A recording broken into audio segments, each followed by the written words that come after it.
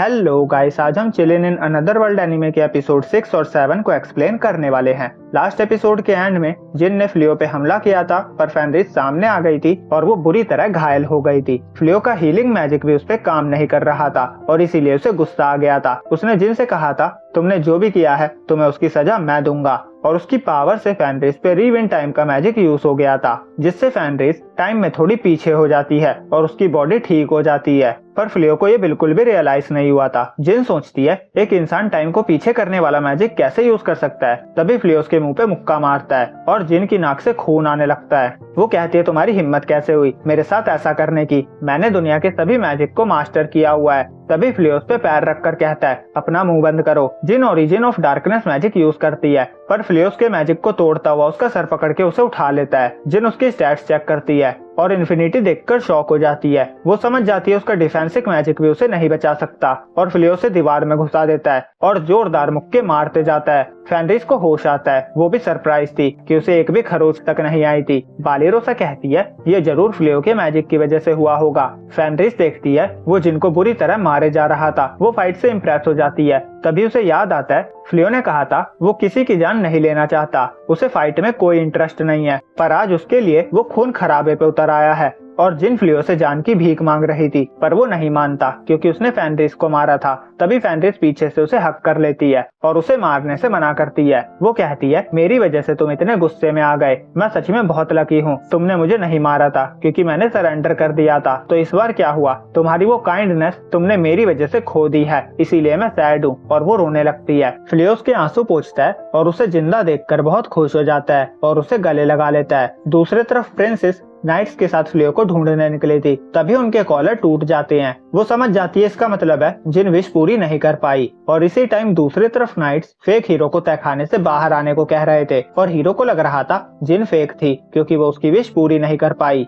तभी कोई आत्मा जहाँ तलवार गड़ी हुई थी वहाँ से बाहर आकर कहती है जिन फेल हो गई तो क्या हुआ, सैक्रिफाइस के लिए बहुत बढ़िया शिकार सामने है। और हीरो के साथ जो लड़की थी वो उसकी बॉडी पे कब्जा कर लेती है। उसे शरीर पसंद था पर कपड़े नहीं, इसीलिए वो मैजिक से कपड़े चेंज कर लेती है और हीरो को थैंक्स कहती है क्योंकि जिन के फ्री होने की वजह से ही वो भी फ्री हो सकी। और जो पावर जिन हीरो को नहीं दे सकी थी वो उसे देने का वादा करती है और वो उसे बीस्ट बना देती है और उन बेवकूफों के पास जाने का ऑर्डर देती है जिन्होंने उसे सील किया था, मतलब रॉयल फैमिली के पास। वहाँ उसे टेलीपोर्टेशन मैजिक यूज हुआ दिखता है। वो कहती है मैं तुम्हारे पूर्वजों से लेकर न्यू जनरेशन को भी खत्म कर दूंगी। सीन वापस फ्लियो पे आता है। उसने जिनको हील कर दिया था। बालिरोसा कहती है अब हम इसका क्या करें, नाइट इसे नहीं संभाल सकते। फ्लियो कहता है हम इसे दोबारा सील कर सकते हैं, पर क्योंकि अब मैं और भी मैजिक यूज कर सकता हूँ तो मैंने इसकी मेमोरी में देखा है इसने ये किसके कहने पे किया है। जिन सोचती है ये मेमोरी प्रोजेक्टाइल मैजिक भी यूज कर सकता है जो सिर्फ मैं कर सकती हूँ, पर कैसे।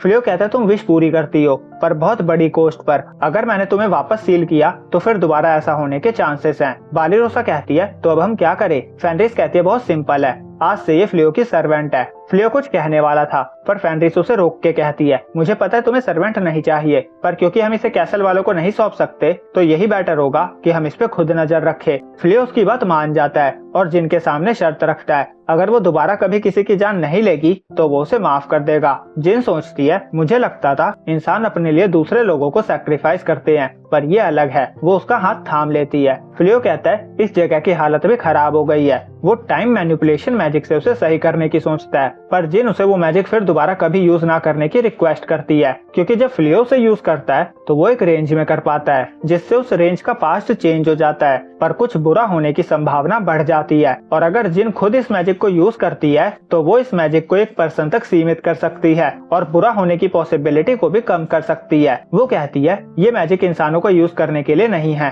फ्लियो कहते हैं तो मैं इसे कैसे यूज कर पा रहा हूँ। जिन कहती है तुम्हारी स्किल इनफाइनाइट है, तुम्हें जो भी मैजिक टच करेगा तुम उसके सारे मैजिक और उससे रिलेटेड सभी मैजिक सीख जाते हो। फ्लियो को समझ आता है लेवल 2 पे जो उसे सिंबल दिखा था वो इनफाइनाइट का था और वो जिनकी रिक्वेस्ट को एक्सेप्ट कर लेता है और रिपेयर मैजिक से जगह को ठीक कर देता है। अब वो सब घर लौटते हैं और बालीरोसा के साथी जिनके वहाँ रहने से डरने लगते हैं। पर बालीरोसा कहती है जब तक फ्लियो हमारे साथ है हमें डरने की जरूरत नहीं है। अब रात में फ्लियो अपनी पावर के बारे में सोच रहा था। बालीरोसा कहते कुछ प्रॉब्लम है क्या? फ्लियो कहता है मेरे पास इतनी पावर है पर मुझे समझ नहीं आ रहा मैं इसे कैसे यूज करूं। बालीरोसा कहती है मेरे पास इतनी पावर तो नहीं है पर मैं भी नहीं समझ पा रही। जिन्हें मैं दुश्मन मानती थी वो दुश्मन नहीं थे और जिन्हें मैं साथी मानती थी वो साथी नहीं थे। तो मैं स्ट्रॉन्ग बनने की ट्रेनिंग क्यों कर रही हूँ? मैं किसके खिलाफ तलवार उठाऊंगी? अगर मैं फेनरिस और तुमसे नहीं मिली होती तो मैं कभी इस बारे में नहीं सोचती। पर मैं तुम दोनों की शुक्रगुजार हूँ। तुम दोनों की वजह से मैं लाइफ के दूसरे पहलू को भी समझ पाई। अब फ्लियो अपने रूम में वापस जाता है। फेनरिस उदास बैठी थी। वो कहता है तुम थक गई होगी।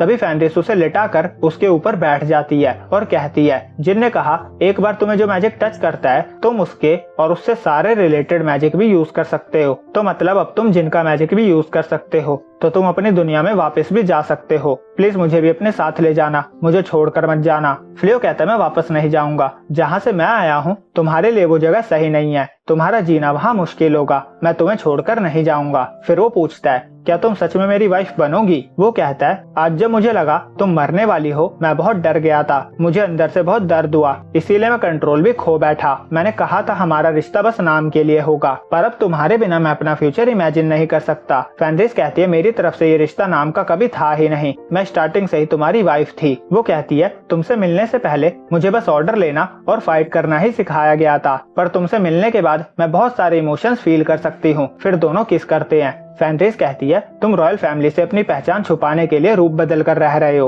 पर मेरे सामने तुम अपने असली रूप में रह सकते हो। फ्लियो कहता है इस दुनिया के लिए मैं ऐसा ही हूँ और जब तक तुम मेरे असली रूप को जानती हो मेरा वो नाम और रूप पास्ट में ही रह सकते हैं। और उनकी ये रात स्पेशल होने वाली थी। फ्लियो से किस कर रहा था तभी उन्हें कुछ आवाज आती है। वो देखते हैं जिन उनके रूम में थी। फेनरिस को शर्म आ रही थी। वो कहते तुम कब से यहाँ हो? जिन कहती है जब से तुम दोनों बेड पे थे। फेनरिस कहते तुम स्टार्टिंग से सब देख रही हो? जिन कहती है ऑफ कोर्स अपने मालिक का ध्यान रखना मेरी ड्यूटी है, मुझे सब कुछ देखना होगा। फ्लियो कहता है तुम्हें लोगों की प्राइवेसी तोड़ने की परमिशन नहीं है। जिन कहती है मैं गायब होकर देख लूंगी इससे तुम्हें डिस्टरबेंस भी नहीं होगा। दोनों से मना करते हैं। अब अगले दिन प्रिंसेस शॉप वालों से फ्लियो के बारे में पूछ रही थी पर उसे कुछ भी पता नहीं चलता। और घर पे फ्लियो और सभी लोग ब्रेकफास्ट करते हैं। सभी को खाना पसंद आता है। फेनरिस बताती है हिया ने कुकिंग में उसकी हेल्प करी है। हिया कहती है मैं तो जादू से सब कर देती पर फेनरिस ने मना कर दिया था। फेनरिस कहते हैं मेरे हस्बैंड के लिए मैं अपने हाथों से ही खाना बनाऊंगी और वो उसे सफाई और कपड़े धोने का काम संभालने के लिए कहती है। और बालीरोसा और उसकी टीम वाले सोच रही थी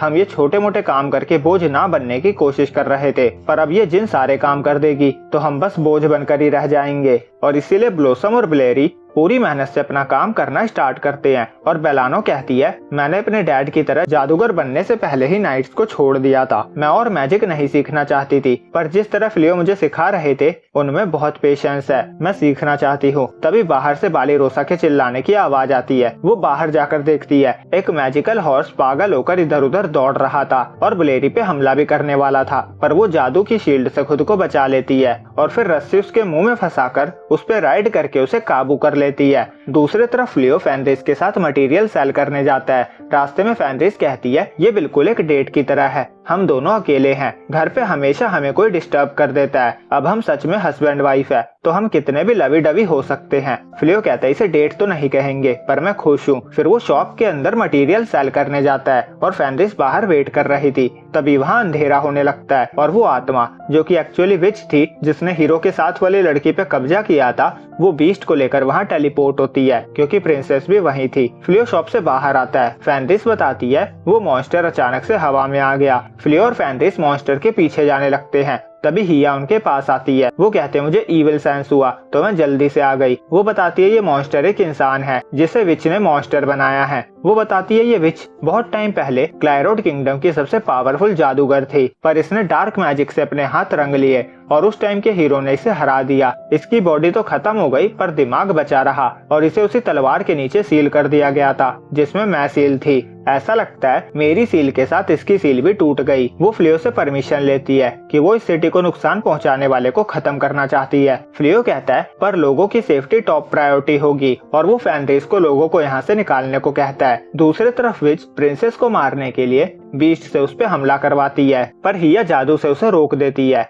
विच हिया पे अटैक करती है और सरप्राइज हो जाती है क्योंकि हिया ने एक हाथ से उसके मैजिक को रोक लिया था। हिया कहती है इस दुनिया के किसी भी मैजिक का असर मुझ पे नहीं होगा, इसीलिए तुम मुझसे कभी नहीं जीत सकती। विच बीस्ट से उस पे हमला करवाती है और साथ में डार्क मैजिक का भी यूज करती है, पर दोनों ही अटैक वर्क नहीं करते। वो डार्क मैजिक से बीस्ट को और भी बड़ा कर देती है। बीस्ट उनकी तरफ बढ़ रहा था, तभी वहाँ का सारा मैजिक खत्म हो जाता है और फ्लियो और फेनरिस वहाँ आते हैं। फ्लियो कहता है मैंने बहुत बड़ा मॉन्स्टर देखा, इसलिए मैंने मैजिक कैंसिल कर दिया। हिया कहती है कम से कम इसे फिनिश तो मुझे करने दो, और विच को बिलीव नहीं हो रहा था एक इंसान ने उसके मैजिक को कैंसिल कर दिया, और हिया विच को एक छोटी सी बॉल में कैद कर देती है, जिससे वो लड़की और नकली हीरो नॉर्मल हो जाते हैं और हिया उस बॉल को खा जाती है। प्रिंसेस फ्लियो को ग्रीट करके उसे थैंक्स कहती है और फेक हीरो और राजा के डिसरिस्पेक्टफुल बिहेवियर के लिए उससे माफी मांगती है। वो बताती है इसे हीरो की पोस्ट से हटा दिया गया है और हम यहाँ सिर्फ तुम्हें ही ढूंढने आए थे, क्या तुम कैसल तक हमारे साथ चलोगे? वो कहती है अब लोगों के पास उम्मीद जगाने की कोई किरण भी नहीं है,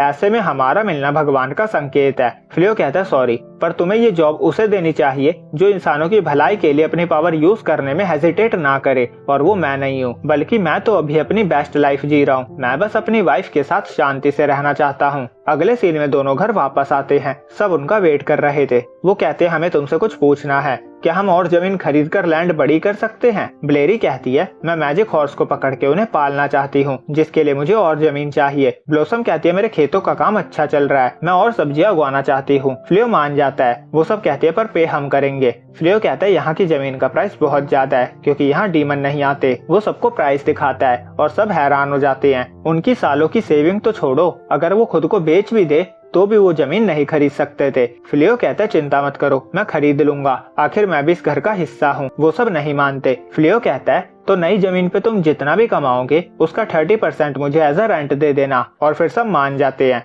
और जोरों शोरों से काम स्टार्ट कर देते हैं। फ्लियो कहता है मैं मैजिक से टेम्परेचर मैनेज कर सकता हूँ, इससे तुम किसी भी तरह की सब्जियां उगा सकती हो। ब्लॉसम कहती है मैं ये सब कर रही हूँ जिससे मैं बोझ न बनूं, इस जमीन को मुझे ही संभालने दो। हिया कहती है तो मैं मैजिक यूज कर लेती हूँ, मैं भी तो सर्वेंट हूँ। ब्लॉसम नहीं मानती और कहती है जो सब्जियां नेचुरल उगती है वही अच्छी होती है। तभी बेलानो कहती है पर मैं हिया को मैजिक यूज करते हुए देखना चाहती हूँ। वो बताती है उसने दोबारा से मैजिक सीखने का डिसाइड किया है और वो कॉलेज भी जाने का सोच रही थी, पर जब वो अप्लाई करने गई तो उसे एज अ स्टूडेंट एक्सेप्ट नहीं किया गया बल्कि एज अ टीचर किया गया। वो कहती है ये सब हुआ क्योंकि फ्लियो ने मुझे सिखाया। फ्लियो कहता है पर हार्ड वर्क तो तुमने किया ना, और वो उसे जॉब के लिए कांग्रेट्स कहता है। और फिर वो बाली रोसा को भी मैजिक से खेती करने के लिए मना लेते हैं और फिर सब काम में लग जाते हैं। फ्लियो फेनरिस को बताता है मैं भी एक शॉप खोलने की सोच रहा हूँ। फेनरिस कहती है मैं अपने दोस्तों को वहीं से सामान खरीदने को कहूंगी। फ्लियो कहता है पर वो सब तो डीमन होंगे ना। फेनरिस कहती है मैं उन्हें ह्यूमन फॉर्म में आने को कहूंगी, मैं तुम्हारे लिए कुछ भी करूंगी, तो तुम बिना हेजिटेट किए कुछ भी कहो। फ्लियो से थैंक्स कहता है और एक रिंग देता है। वो कहता है ये वेडिंग रिंग है और उसका पेयर उसने खुद भी पहना हुआ था। वो उसे रिंग पहनाता है और फेनरिस खुश होकर उसके गले लग जाती है। दूसरी तरफ फेक हीरो और उसकी साथी लड़की को जेल में डाल दिया गया था और यहीं पे ये एपिसोड एंड होता है। और अबाउट सेक्शन में जाकर जिस भी सोशल मीडिया पे आपका अकाउंट है वहां जाकर मुझे